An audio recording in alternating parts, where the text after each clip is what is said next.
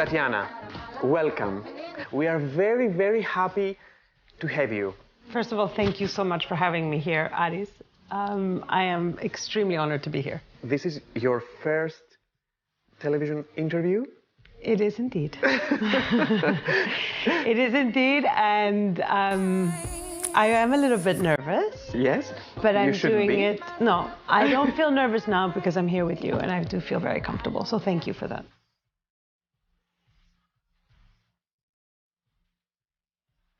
First of all, what is behind the Breathe initiative? Breathe was actually born back in March of 2020, the idea behind Breathe, so Anasa.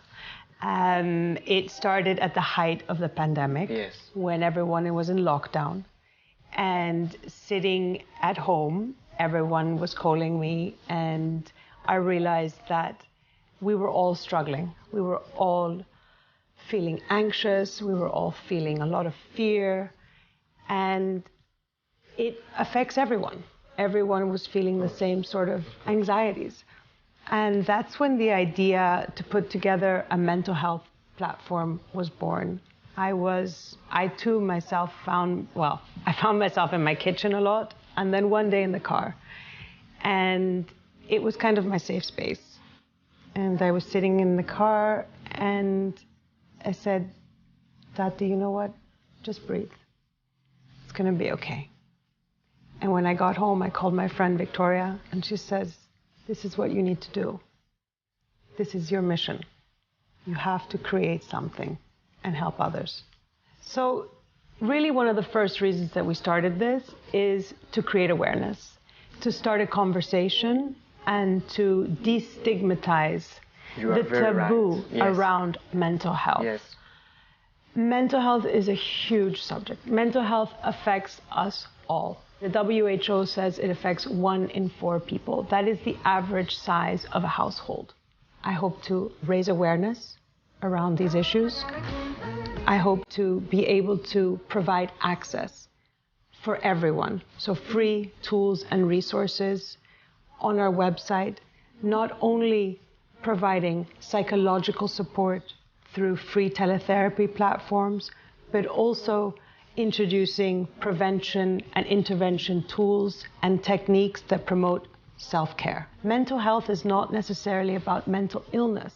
It's also about having a proactive approach to ensuring that you're well. Do you think that mental health issues are still a stigma for our society? I do. I definitely do. I myself am quite open about it. So for me, the people that I surround myself with, as I'm open, they open. And that's also why I created Breathe, because I think it's about creating a safe space for people to allow themselves to open up, to say it's okay not to be okay. The stigma is definitely there. But on a personal level, I lost my father to suicide when I was 7. So this is a personal journey. This is a personal commitment. This is something that no one talks about. And to come out and say it is something that a lot of people told me, Tatiana, don't do it. You don't need to share these things. This stays at home. But the truth is, 800,000 people are committing suicide every year. That's around 30, that's one person every 30 seconds. And it doesn't have to be so heavy all the time, but it wasn't necessarily the act that had the impact on me. It was the silence around it and the fact that no one talked about it. And I'm extremely grateful to my family for having given me almost permission to say, you know what, Tatiana, go out there, tell the world, and make sure that no one suffers. If you can help one person, go and do it. How long did it take to accept it and maybe feel free to talk about it? Well, the truth is I didn't find out until I was 14. It happened when I was 7. So, but to be really open about it, I would say in my 20s. Mm-hmm. I actually went to university and I wrote my thesis on the sociology around suicide. really fun, I know. So I've been open about it, but I do think that there is still so much shame around it. You mean that silence covered all these years until you were 14? Mm-hmm. You didn't know the reason? No. The trauma was bigger these years, between these years, 7 years, or the trauma was bigger for you when you learned the truth? When I learned the truth. When I learned the truth. I had the intention to ask you, how were the days after your father's death at school, with your friends, with your teachers? They didn't know the truth. I think that they did. The Really? teachers knew, yes. I didn't know. I was the baby. I was like the little one that was protected. Everyone else knew. That was the silence. But, you know, maybe someone told me and I decided not to remember. I mean, I don't know. I don't know. I don't remember.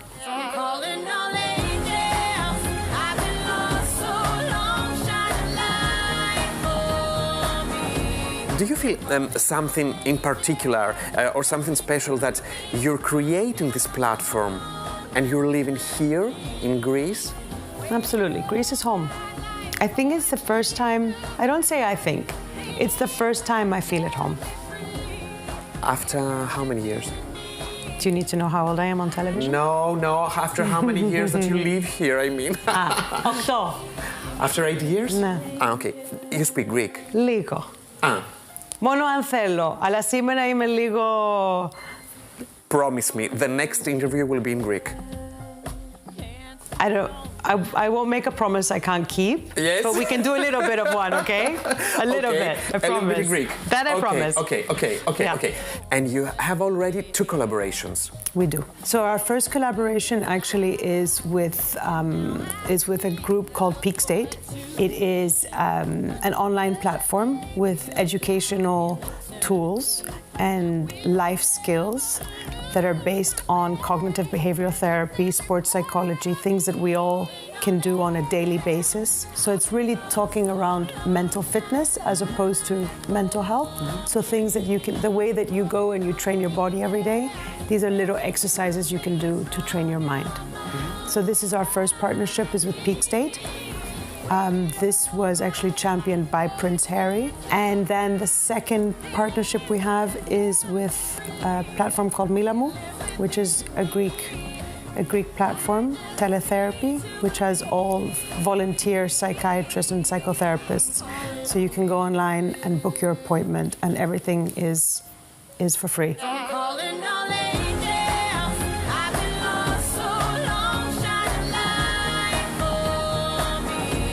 What are the things that you enjoy the most in Greece? The simple pleasures, the small things that give me joy, that bring me so much joy. And I know it sounds almost too simple, but going to the Manaviko, interacting with people. Greece just has so much to offer.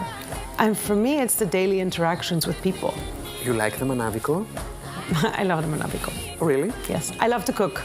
I'm at home, put me in the kitchen. Right now, if I look nervous, bring me into the kitchen next door and everything will go away. I'm at home. Is there something in our Greek culture that you still can't adopt?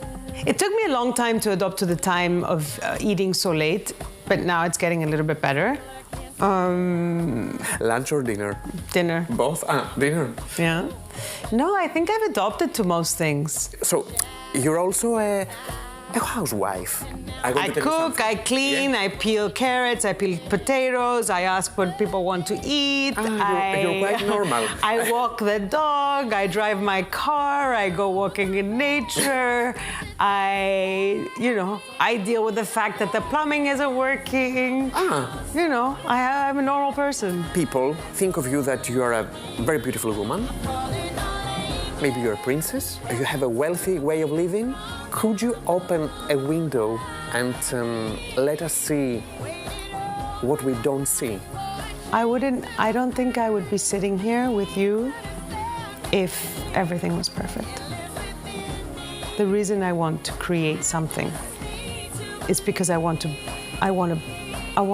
show people that it's okay not to be perfect. I wouldn't be sitting here if everything was perfect. It's okay not to be okay. It's okay not to be okay.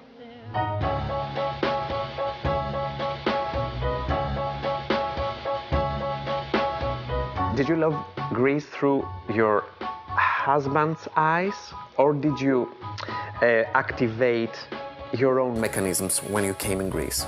Of course, the first time I saw it was through his eyes. Absolutely. And I fell in love. Actually, no, and I've said this before. I was a little bit jealous of Greece when I first came here. Why? Because he was so in love with her.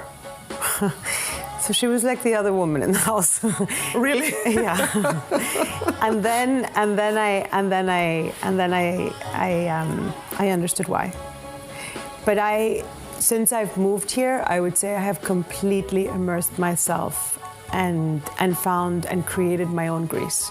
I love Zachorghoria. I love Pylio. I love the mountains. Go once a year. I love going down to, on the coast, on all of mainland Greece. So I think it's beautiful. And the Hora.